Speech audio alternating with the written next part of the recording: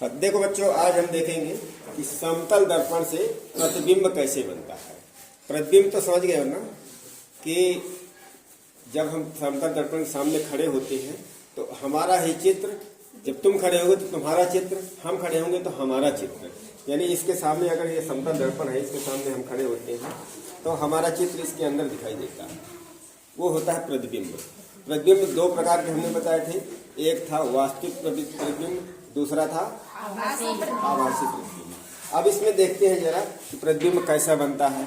वस्तु जितनी है उतने बनेगा, कि छोटा बनेगा, कि आभासी बनेगा, कि वास्तविक बनेगा, ये देखते हैं।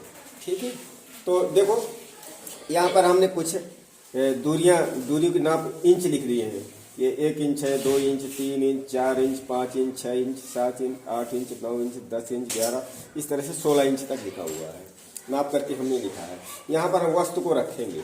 सबसे पहले ये देखना है कि जितनी दूरी दर्पण से, जितनी दूरी वस्तु रखेंगे हम, उतनी ही दूरी बन रहा है कि नजदीक बन रहा है।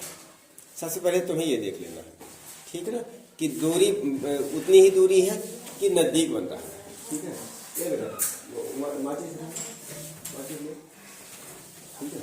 तो यहाँ पर देखो, हमने यहाँ पर रखा ये प्रतिबिंब, इसको ये वस्तु मानो, मार्कर को हमने 9 पर रखा है।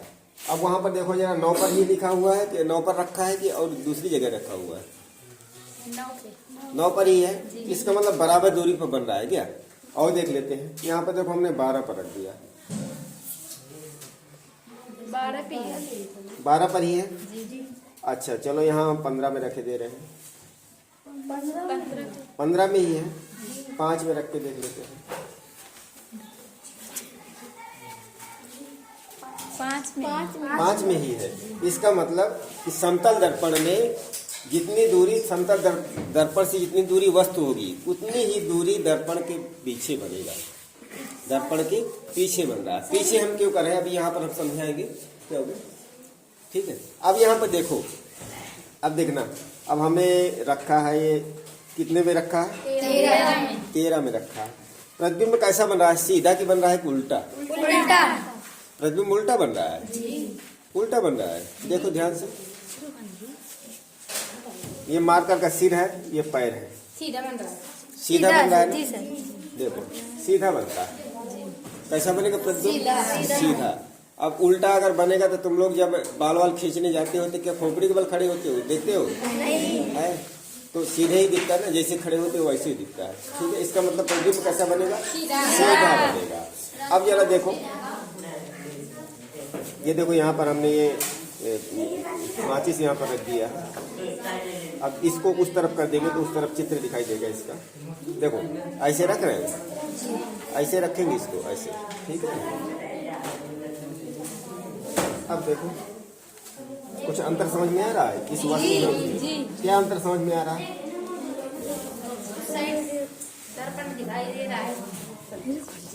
पार्श्व परिवर्तन, पार्श्व परिवर्तन है ना, पार्श्व परिवर्तन समझ में आ रहा है इसमें। तो पार्श्व परिवर्तन ही दर्पण में होगा, समतल दर्पण में। किसमें? समतल दर्पण में। अभी हम समतल दर्पण की बात कर रहे हैं। समतल दर्पण में याद रखो कि पार्श्व परिवर्तन, देखो यहाँ पर 27 कैसा लिखा हुआ? सीधा लिखा हुआ है। वहाँ पर कैसा दिखाई दे रहा है? उल्टा दिखाई दे रहा है ना, उल्टा दिखाई दे रहा है। माचिस तो सीधी रखी हुई है, लेकिन जो अक्षर लिखे हुए हैं वो उल्टे दिखाई दे रहे हैं। जो अंग्रेजी के अल्फाबेट्स होते हैं उनमें से 11 अक्षर तो बिल्कुल वैसे कोई पार्श्व परिवर्तन नहीं होता है।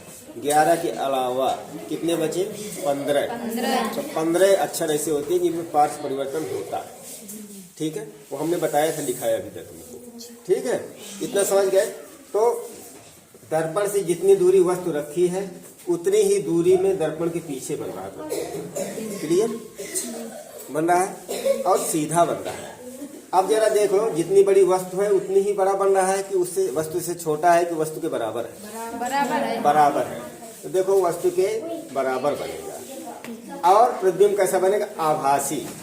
अभी हम इसको यहाँ पर बताएंगे कि आभासी कैसे, ये दर्पण के पीछे बनता है और कैसे पीछे बनता है ये हम बताएंगे। ठीक है, इतनी चीज समझ में आ गई?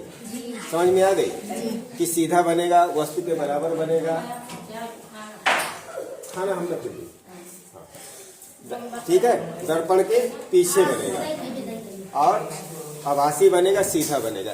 यदि ये समझ में आई। आभासी कैसे बनता है अभी हम यहाँ पर बताएंगे कैसे बनता है। क्लियर हुआ? ठीक है, धीरे से निकल जाओ।